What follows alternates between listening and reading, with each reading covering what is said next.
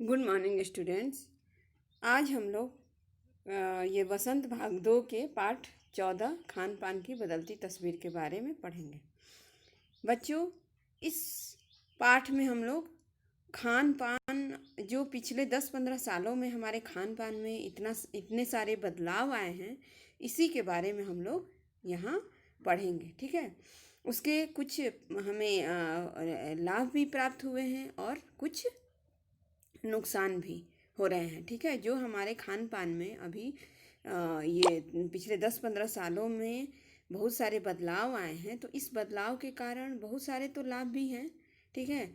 बहुत सारे ऐसे व्यंजन को हमने अपनाया है जो कि बहुत ही कम टाइम में तैयार हो जाते हैं, और जो हमारे पास टाइम बचता है उसका हम लोग कहीं और उपयोग करते हैं। ठीक है। लेकिन ये जो हम लोग खान पान अभी जो अपना रहे हैं, इसमें बहुत सारे ऐसे खान पान को हम लोगों ने अपना लिया है जैसे जिससे कि हमारे शरीर को उससे कुछ हानियां भी हो रही है। ठीक है। चलिए अब हम पाठ के अनुसार देखते हैं कि पिछले 10-15 सालों में हमारे खान पान में क्या क्या बदलाव हुए हैं। पिछले 10-15 वर्षों में हमारी खान पान की संस्कृति में एक बड़ा बदलाव आया है। ठीक है। इडली, डोसा, बड़ा, सांभर, रसम अब केवल दक्षिण भारत तक सीमित नहीं है, ये उत्तर भारत के भी हर शहर में उपलब्ध है। और अब तो उत्तर भारत की ढाबा संस्कृति लगभग पूरे देश में फैल चुकी है। ठीक है। बच्चों, पिछले 10-15 सालों में हमारे खान पान की संस्कृति में एक बहुत बड़ा बदलाव आया है। जो इडली, डोसा, सांभर केवल दक्षिण भारत में मिलते थे, अब ये देश के सभी हिस्सों बल्कि विदेशों में भी आसानी से उपलब्ध हो जाते हैं। उसी तरह से उत्तर भारत की ढाबा संस्कृति भी अब पूरे देश में फैल चुकी है। ठीक है। मतलब कि हर क्षेत्र का जो विशेष व्यंजन है, वो अब एक क्षेत्र विशेष में सीमित न रह के देश के लगभग पूरे हिस्से में कहीं भी उसको हम लोग बनाकर खा सकते हैं और उपलब्ध भी आसानी से हो जाते हैं। ठीक है। ढाबा संस्कृति अर्थात कि रोटी, दाल, साग ये हमें आसानी से देश के किसी भी कोने में मिल जाते हैं और विदेशों में भी आसानी से उपलब्ध हो जाते हैं। उसी तरह फास्ट फूड का चलन भी बड़े शहरों में खूब बढ़ा है। इस फास्ट फूड में बर्गर, नूडल्स जैसी कई चीज़ें शामिल हैं। एक ज़माने में कुछ ही लोगों तक सीमित चाइनीज नूडल्स अब संभवतः किसी के लिए अजनबी नहीं रहे। जो चाइनीज फूड कल तक हमारे लिए अजनबी थे, वो आज हमारे डेली के भोजन में शामिल हो गए हैं। 2 मिनट्स नूडल्स के पैकेट बंद रूप से कम बच्चे बूढ़े सभी परिचित हो चुके हैं। इसी तरह नमकीन के कई स्थानीय प्रकार अभी तक भले मौजूद हों, लेकिन आलू चिप्स के कई विज्ञापित रूप तेजी से घर घर में अपनी जगह बनाते जा रहे हैं। तो बच्चों, जैसे कि 2 मिनट्स नूडल्स, ठीक है, जैसे कि मैगी है, ये तो मतलब इस चीज़ से घर के सभी सदस्य जैसे बच्चे से लेकर बूढ़े तक सभी परिचित हो चुके हैं। ये सभी के बीच क्या है, लोकप्रिय हो चुका है। ठीक है। इसी तरह से नमकीन नमकीन पहले क्या था, हम अब नमकीन जैसे चिप्स आदि हम लोग घर में बना करके उसको खाते थे। ठीक है। आलू के चिप्स मतलब हम लोग शुरू से ही घरों में तैयार करते थे, और उसको घर में जो तैयार होता था आलू चिप्स, उसको हम लोग ये खाते थे नमकीन के रूप में। लेकिन अभी आलू चिप्स क्या है, विज्ञापित मतलब प्रचार प्रसार की वजह से जो पैकेट बंद आलू चिप्स आ रहे हैं, वो भी अब मतलब तेजी से घरों में अपनी जगह बनाते जा रहे हैं। उसका एक कारण ये भी है कि लोगों के पास अब पहले जैसा टाइम नहीं है कि वो आलू छीले, उससे चिप्स तैयार करें, उसको सुखाएं, उसके बाद फिर उसका नमकीन तैयार करके उसको खाएं। तो अब लोग क्या करते हैं कि बाजार से उनको बना बनाया आसानी से उपलब्ध हो जाता है, और उसको घर में ला करके उसको नमकीन के रूप में, वही आलू चिप्स के रूप में इस्तेमाल करते हैं। ठीक है। तो आलू चिप्स जो पैकेट बंद आ रहा है, वो भी अब हर घर में अपनी जगह बनाते जा रहा है।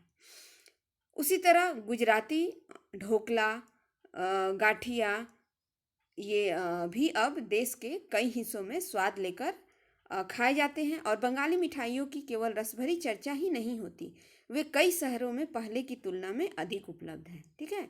गुजराती ढोकला, गाठिया भी अब जो गुजरात में मिलते थे, अब क्या है, हर जगहों पर मिल जाते हैं। उसी तरह बंगाली मिठाई है, बंगाली मिठाइयों की चर्चा भी पहले क्या हम लोग पहले हमारे बीच क्या था, एक चर्चा का विषय था कि जो बंगाली रसभरी होती है वो काफ़ी स्वादिष्ट होती है, ठीक है। लेकिन अब क्या है, अब ये सिर्फ बंगाल के शहरों में ही नहीं, पश्चिम बंगाल के शहरों में ही नहीं, अब ये कई शहरों में बल्कि हर जगह ये उपलब्ध हो जाते हैं आसानी से। और अ, इसको आसानी से हम लोग खरीद कर, जो हम जिस मिठाई की कल तक चर्चा सिर्फ किया करते थे और उस स्थान विशेष पर जाकर ही हम उसे खा सकते थे, आज वैसी बात नहीं है। आज ये हर जगह उपलब्ध है और इसे हम कहीं भी खा सकते हैं, बाज़ारों में भी आसानी से उपलब्ध है। और अगर इसे हम घर में भी बनाना चाहें तो इंटरनेट के माध्यम से बहुत सारे ऐसी सुविधाएं हमें उपलब्ध हैं जिसके ज़रिए कि आसानी से हम उसे घर में भी बनाकर खा सकते हैं। जैसे यूट्यूब वगैरह, वहाँ क्या है, देश विदेश या फिर भारत के ही किसी भी क्षेत्र विशेष का कोई भी व्यंजन अगर उसे हम बनाना चाहें तो आसानी से उस व्यंजन के लिए क्या क्या सामग्रियाँ चाहिए, कैसे उसको बनाने की क्या विधि है, उसको आसानी से देख करके हम घर में भी बनाकर खा लेते हैं, ठीक है। यानी स्थानीय व्यंजनों के साथ ही अब अन्य प्रदेशों के व्यंजन पकवान भी प्रायः हर क्षेत्र में मिलते हैं और मध्यम वर्गीय जीवन में भोजन विविधता अपनी जगह बना चुके हैं। जैसे कि मध्यम वर्गीय परिवार जो होता है उसमें भी, मतलब उन परिवारों के बीच भी ये व्यंजन जो काफ़ी लोकप्रिय हो चुके हैं और हर घर में आसानी से बनाए खाए जाते हैं। मतलब कि भोजन विविधता अपनी जगह बना चुकी है। भोजन विविधता मतलब भोजन के अनेक प्रकार, ठीक है। अब ऐसा नहीं है कि जो उत्तर भारत के लोग हैं उत्तर भारत में मिलने वाले भोजन को ही आसानी से उसको बनाते हैं और खाते हैं। अब क्या है, अब दक्षिण भारत में भी मिलने वाले कोई भी व्यंजन या फिर विदेश में भी कोई भी व्यंजन हो वो हमारे लिए क्या है, अनजान नहीं रहा। अब हर प्रकार के व्यंजन से हम परिचित हो चुके हैं, ठीक है। अब आगे है, कुछ चीज़ें और भी हुई हैं। मसलन अंग्रेजी राज तक जो ब्रेड केवल साहबी ठिकानों तक सीमित थी वह कस्बों तक पहुंच चुकी है और नाश्ते के रूप में लाखों करोड़ों भारतीय घरों में सेकी तली जा रही है, ठीक है। उसी तरह से ब्रेड ब्रेड क्या था, कल तक जो अंग्रेज जो जब हमारा देश जो था अंग्रेजों का गुलाम था, तो अंग्रेज मतलब उन्हीं के घरों में जो अंग्रेज होते थे यहाँ आकर जो ये हमारे देश पर शासन मतलब उन्होंने कुछ दिनों तक यहाँ पर शासन किया था, तो उनके परिवार भी यहाँ रहते थे। तो उन्हीं के घरों में ये ब्रेड जो है ज़्यादा प्रचलित था। उन्हीं के घरों में नाश्ता के रूप में ये खाए जाते थे। और भारतीय घरों में भी बहुत कम घर ऐसे थे जिसमें जहाँ की लोग ब्रेड से परिचित थे और उन घरों में भी ब्रेड को नाश्ते के रूप में इस्तेमाल किया जाता था। लेकिन आज क्या है, आज लाखों करोड़ों घरों में, मतलब कि ब्रेड जो है आपको हर घर में उपलब्ध है, हर घर में आपको ब्रेड मिल जाएंगे और सभी लोग आज करीब करीब सभी लोग ब्रेड को नाश्ते के रूप में प्रयोग करते हैं क्योंकि आसानी से ये नाश्ता जो है तैयार हो जाता है और इसे हम लोग कम टाइम में बना करके ये खा सकते हैं। तो आज क्या है, ब्रेड करीब करीब हर घर में उपलब्ध होते हैं। खान पान की इस बदली हुई संस्कृति से सबसे अधिक प्रभावित नई पीढ़ी हुई है जो पहले के स्थानीय व्यंजनों के बारे में बहुत कम जानती है पर कई नए व्यंजनों के बारे में बहुत कुछ जानती है, ठीक है। ये जो खान पान में बदलाव आ रहा है तो इससे क्या हमारी जो नई पीढ़ी है वो ज़्यादा प्रभावित हुई है।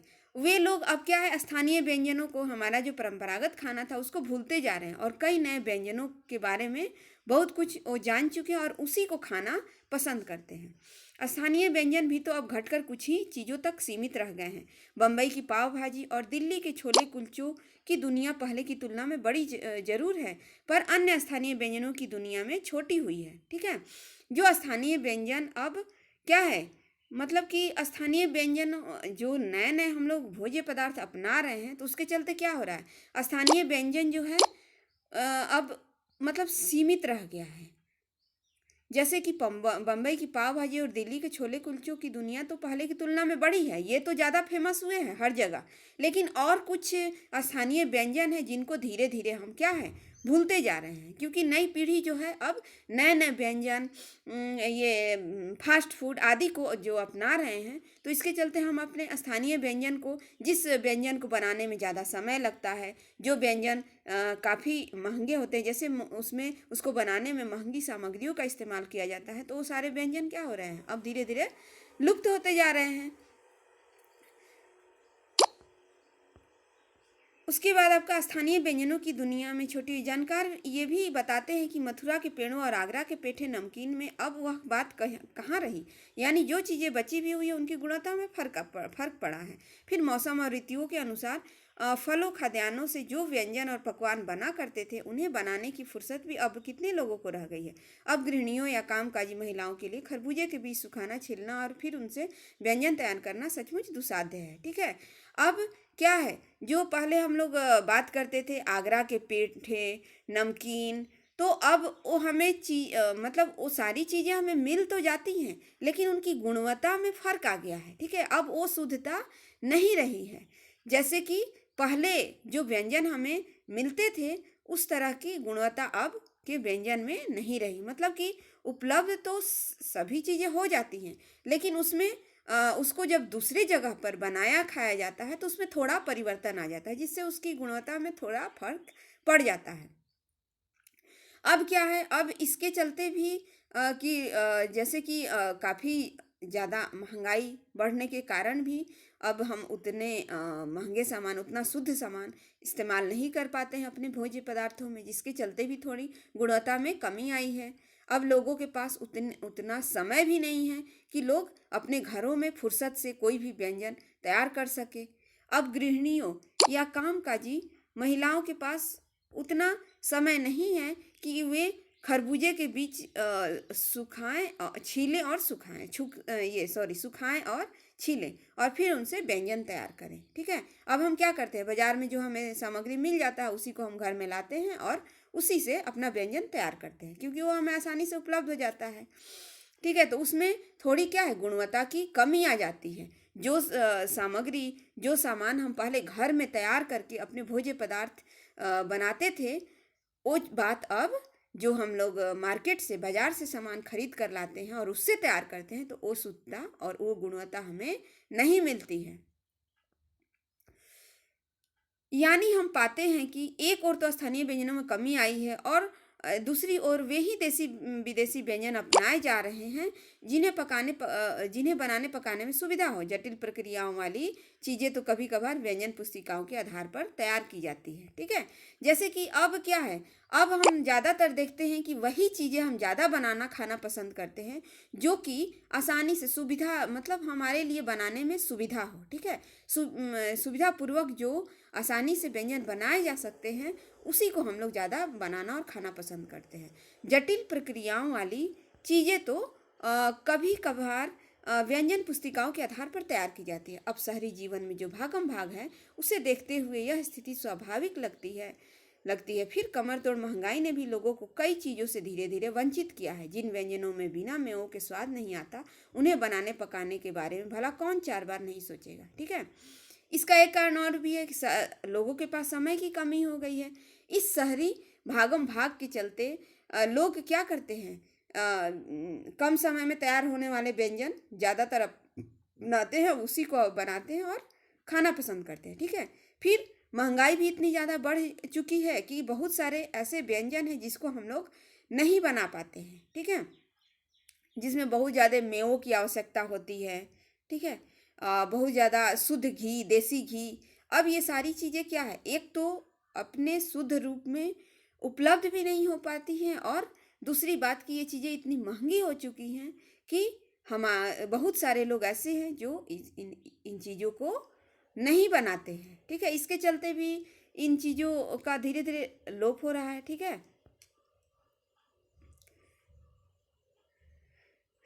जैसे क्या है, जिन व्यंजनों को बनाने में बहुत सारे मेवों का उपयोग होता था, उसको करीब करीब हमने बहुत सारे लोग जो हैं वो नहीं बना पाते हैं, क्योंकि महंगाई बहुत ज़्यादा बढ़ चुकी है और उसके चलते लोग इसे नहीं बना पाते हैं। खान पान की जो एक मिश्रित संस्कृति बनी है, इसके अपने सकारात्मक पक्ष भी हैं। गृहिणियों और कामकाजी महिलाओं को अब जल्दी तैयार हो जाने वाले विविध व्यंजनों की विधियाँ उपलब्ध हैं। नई पीढ़ी को देश विदेश के व्यंजनों को जानने का सुयोग मिला है, भले ही किन्हीं कारणों से और किन्हीं खास रूपों में, क्योंकि यह भी एक सच्चाई है कि ये विविध व्यंजन इन्हें निखालिस रूप में उपलब्ध नहीं है। ठीक है, जैसे कि इस पैराग्राफ में हम लोग क्या देखते हैं कि जो हम लोग खान पान की मिश्रित संस्कृति, मिला जुला रूप, ठीक है, अपना रहे हैं, तो इसके कुछ सकारात्मक मतलब कुछ पॉजिटिव पक्ष भी हैं। मतलब कुछ तो अच्छा भी है कि हमारे पास थोड़ी समय की बचत हो जाती है, कम समय में हम लोग अच्छे से स्वादिष्ट व्यंजन तैयार कर लेते हैं। लेकिन इसके कुछ अपने नकारात्मक पक्ष भी हैं। जैसे इस चक्कर में हमने बहुत सारे ऐसे व्यंजन भी अपना लिए हैं जो हमारे शरीर के लिए उतना स्वास्थ्यप्रद नहीं है। ठीक है, गृहिणियों और कामकाजी महिलाओं को अब जल्दी तैयार हो जाने वाले विविध व्यंजनों की विधियाँ उपलब्ध है। नई पीढ़ी को देश विदेश के व्यंजनों को जानने का सुयोग मिला है, भले ही किन्हीं कारणों से और किन्हीं खास रूपों में। ठीक है, अब क्या है कि ये जो मिश्रित संस्कृति आई है हमारे बीच, तो इसके चलते हम लोग मतलब अलग अलग देशों के व्यंजन के बारे में भी अब हम जान पाते हैं। ठीक है, जैसे कि चाइनीज फूड, तो पहले क्या था, इन चीज़ों से हम लोग अनजान थे, लेकिन आज हर चीज़ से परिचित है, उनके बारे में हमें जानने का मौका मिला। उससे हम लोग अपने डेली रूटीन में जो शामिल कर रहे हैं, घर में पकाते खाते हैं, तो उससे क्या है, उन भोज्य पदार्थों के बारे में हमें जानकारी हुई है। उसमें क्या क्या सामग्रियाँ उपलब्ध होती है, उसको हम लोग उस देश की भाषा में क्या बोलते हैं। तो इस तरह से इसके कुछ अनेक फायदे भी हुए हैं। और लेकिन जब हम किसी दूसरे क्षेत्र के भोज्य पदार्थों को अपनाते हैं, तो वो शुद्धता हमारे बीच नहीं रह जाती है। ठीक है, उसमें थोड़ा बहुत परिवर्तन जरूर हो जाता है। उसके बाद है, आज़ादी के बाद उद्योग धंधों, नौकरियों, तबादलों का जो एक नया विस्तार हुआ है, उसके कारण भी खान पान की चीज़ें किसी एक प्रदेश से दूसरे प्रदेश में पहुंची हैं। ठीक है, अभी आज़ादी के बाद क्या है कि बहुत सारे धंधे धंधे मतलब उद्योगों की स्थापना हुई है। बहुत सारे लोग नौकरी करने वाले हैं, जिनका की तबादला यहाँ से वहाँ होता है, जिसके कारण कि वे एक प्रदेश से दूसरे प्रदेश में जाते हैं और अपने प्रदेश के खाने पीने की चीज़ें उस प्रदेश में जब वहाँ खाते हैं, तो वहाँ के लोग भी उससे प्रभावित होते हैं और उसको अपनाते हैं। और ये जो लोग दूसरे क्षेत्र में जाते हैं, तो उस प्रदेश की चीज़ें भी, खाने पीने की चीज़ें अपनाते हैं। तो इसके चलते भी हमारे खान पान में बदलाव आया है। बड़े शहरों के मध्यम वर्गीय स्कूलों में जब दोपहर के टिफिन के वक्त बच्चों के टिफिन डिब्बे खुलते हैं, तो उनसे विभिन्न प्रदेशों के व्यंजनों की एक खुशबू उठती है। ठीक है, बड़े प्रदेशों में जब स्कूल में जब बच्चे अपने टिफिन खोलते हैं, तो वहाँ स्कूल में क्या है, उस शहर में हर जगह हर क्षेत्र के लोग हैं, तो हर क्षेत्र के लोग वहाँ हर क्षेत्र के लोग अपने बच्चों को स्कूलों में भेजते हैं, जिसके चलते कि जब स्कूल में टिफिन बॉक्स खोलते हैं, तो वहाँ क्या है, हमें कई प्रकार के व्यंजन देखने को मिल जाते हैं। ठीक है, उससे भी बच्चे एक दूसरे के टिफिन को शेयर करते हैं, खाते हैं और उससे प्रभावित होते हैं, उन्हें स्वादिष्ट लगता है, तो वो अपने घरों में जाकर उसकी चर्चा करते हैं, अपनी मम्मी को बनाने को कहते हैं। इसके चलते भी हमारे खान पान में क्या है, एक हमें आज मिला जुला खान पान, ये जो हमारे खाने पीने की चीज़ें हैं, उसमें मिला जुला रूप हमें देखने को मिलता है। हम खान पान से भी एक दूसरे को जानते हैं। इस दृष्टि से देखें तो खान पान की नई संस्कृति में हमें राष्ट्रीय एकता के लिए नए बीज भी मिल सकते हैं। बीज भली भांति तभी अंकुरित होंगे जब हम खान पान से जुड़ी हुई दूसरी चीज़ों की ओर भी ध्यान देंगे। मसलन हम उस बोली बानी, भाषा भूषा आदि को भी किसी न किसी रूप में ज़्यादा जानेंगे जो किसी खान पान विशेष से जुड़ी हुई है। देखिए, जैसे एक क्षेत्र के खान पान को हम अपनाते हैं, तो उसके बारे में वहाँ की भाषा से भी हम परिचित होते हैं। वहाँ उस भाषा में उसे क्या कहते हैं। ठीक है, जब उस क्षेत्र के लोगों से हम बातचीत करते हैं, उस व्यंजन के बारे में जानने की कोशिश करते हैं, तो थोड़ा सा उसके बोली भाषा को भी हम लोग अपनाते हैं। वहाँ के लोग जो पहनते हैं, उनका जो पहनावा है, उसे भी अपनाते हैं। ठीक है, तो ये एक क्या है, राष्ट्रीय एकता को भी इससे बढ़ावा मिलती है। जो हमारी खान पान की विविध संस्कृति उत्पन्न हुई है, तो इससे एक राष्ट्रीय एकता को भी बढ़ावा मिलती है। इसी के साथ ध्यान देने की बात यह है कि स्थानीय व्यंजनों का पुनरुद्धार भी जरूरी है, जिन्हें अब एथनिक कहकर पुकारने का चलन बढ़ा है। ऐसे स्थानीय व्यंजन केवल 5 सितारा होटलों के प्रचारार्थ नहीं छोड़ दिए जाने चाहिए। 5 सितारा होटलों में वे कभी कभार मिलते रहे, पर घरों बाजारों से गायब हो जाए तो यह एक दुर्भाग्य ही होगा। ठीक है। इसी के साथ हम दूसरे क्षेत्रों के खान पान की चीज़ों को, भोज्य पदार्थों को जो अपना रहे हैं, तो इसके साथ हमें यह भी ध्यान देना है कि हमारे जो स्थानीय व्यंजन हैं, तो उसका भी क्या है, पुनरुद्धार होना चाहिए। उसे भी हमें भूलना नहीं चाहिए, उसको भी डेली के खान पान में हमें रखना चाहिए, ताकि बच्चे उससे, आने वाली पीढ़ी जो है हमारी, या हमारी जो अभी की पीढ़ी है, उससे परिचित रहे। ठीक है। इसे सिर्फ एथनिक कहकर मतलब एथनिक के रूप में ही ये नहीं रह जाना चाहिए। एथनिक मतलब होता है किसी भी क्षेत्र विशेष का स्थानीय व्यंजन। ठीक है। जैसे अगर हम लोग 5 स्टार होटलों में जाते हैं, तो वहाँ जब हम लोग मेनू को देखते हैं, तो जैसे बहुत सारे व्यंजन आते हैं, तो उसमें एक एथनिक होता है। एथनिक का मतलब होता है कि उस स्थान विशेष का एक स्थान, मतलब स्थानीय व्यंजन, उस स्थान विशेष के जो प्रसिद्ध भोज्य पदार्थ हैं, वो उसमें शामिल होते हैं। तो इसे केवल हमें 5 सितारा होटलों के प्रचारार्थ, मतलब प्रचार के लिए नहीं छोड़ देना चाहिए। ठीक है। वे कभी कभार होटलों में भी तो मिलती रहे, लेकिन हमें घरों और बाजारों से भी उसे गायब होने देना नहीं चाहिए। यह नहीं तो एक दुर्भाग्य की बात हमारे लिए हो जाएगी। ठीक है। अच्छी तरह पकाई गई पुड़िया, कचौड़ियाँ, जलेबियाँ भी अब बाज़ारों से गायब हो रही है। अब क्या है, अब ज़्यादातर हम लोग देखते हैं कि बाज़ारों में भी हमें क्या उपलब्ध होते हैं, चाइनीज फूड। तो दक्षिण भारतीय भोज्य पदार्थ उत्तर भारत में ज़्यादातर देखने को मिल जाते हैं। अब क्या है, पुड़िया, कचौड़ियाँ, जलेबियाँ, ये सब बाज़ारों से धीरे धीरे गायब होती जा रही है। लेकिन क्योंकि जो हमारी नई पीढ़ी है, उसमें इन चीज़ों के प्रति लोकप्रियता जो है कम होते जा रही है। तो ऐसा नहीं होना चाहिए। मौसमी सब्जियों से भरे हुए समोसे भी अब कहाँ मिलते हैं। उत्तर भारत में उपलब्ध व्यंजनों की भी दुर्गति हो रही है। मतलब कि अब जो हमारे स्थानीय व्यंजन है, उसको धीरे धीरे क्या है, हम लोग देख रहे हैं कि बाजार से भी गायब होते जा रहे हैं। ठीक है। तो ऐसा हमें होने देना नहीं चाहिए। जो हम नए खान पान को अपना रहे हैं, उसे तो अपनाएं, लेकिन हमारा जो स्थानीय भोजन है, उसे भी हमें भूलना नहीं चाहिए। ठीक है। मतलब कि हमें कभी जो हमारे परंपरागत भोज्य पदार्थ है, उसे भी हमें अपने खाने में शामिल करना चाहिए। भले ही कभी कभार क्यों नहीं, लेकिन उसे भी हमें बनाना खाना चाहिए। ठीक है। अब आगे है, अचरज नहीं कि पहले उत्तर भारत में जो चीज़ें गली मोहल्लों की दुकानों में आम हुआ करती थी, उन्हें अब खास दुकानों में तलाशा जाता है। यह भी एक कड़वा सच है कि कई स्थानीय व्यंजनों को हमने तथाकथित आधुनिकता के चलते छोड़ दिया है, और पश्चिम की नकल में बहुत सी ऐसी चीज़ें अपना ली हैं जो स्वास्थ्य और स्वच्छता के मामले में हमारे बहुत अनुकूल नहीं है। हो यह भी रहा है। ठीक है। और ये भी है कि जो स्थानीय व्यंजन है, वो अब काफ़ी हदों तक गली मोहल्लों से गायब हो चुके हैं। ठीक है। तो ये चीज़ नहीं होना चाहिए। हमें आधुनिकता के चलते ये जो हमारी स्थानीय व्यंजन है, उसे हमें नहीं भूलना चाहिए। पश्चिम की नकल में हमें अपने स्वास्थ्य और सरसता के मामले में मतलब जो चीज़ें बहुत हमारे अनुकूल नहीं है, उसे हमें अपनाने से बचना चाहिए। ठीक है।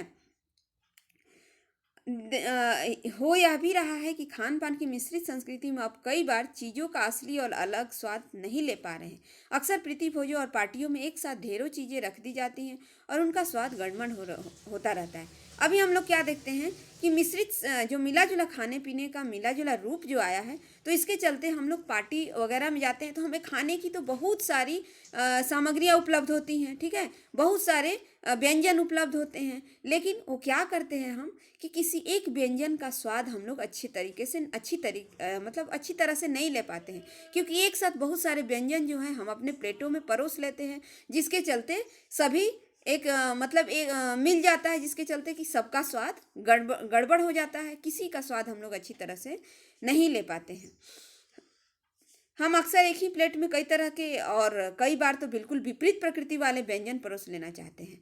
जैसे कि हम कभी-कभी तो ऐसे व्यंजन भी अपने प्लेट में एक साथ ले लेते हैं जो कि जिन्हें कि एक साथ नहीं खाना चाहिए। जैसे कि दूध और दही, दूध दही को एक साथ नहीं खाना चाहिए, लेकिन हम जब पार्टियों में जाते हैं तो हम एक साथ ऐसे कई व्यंजन को प्लेट में रख लेते हैं जो कि एक साथ नहीं खाए जाते। इसलिए खान-पान की जो मिश्रित विविध संस्कृति बनी है और लग यही रहा है कि यही और अधिक विकसित होने वाली है, उसे तरह-तरह से जाँचते रहना ज़रूरी है, ठीक है?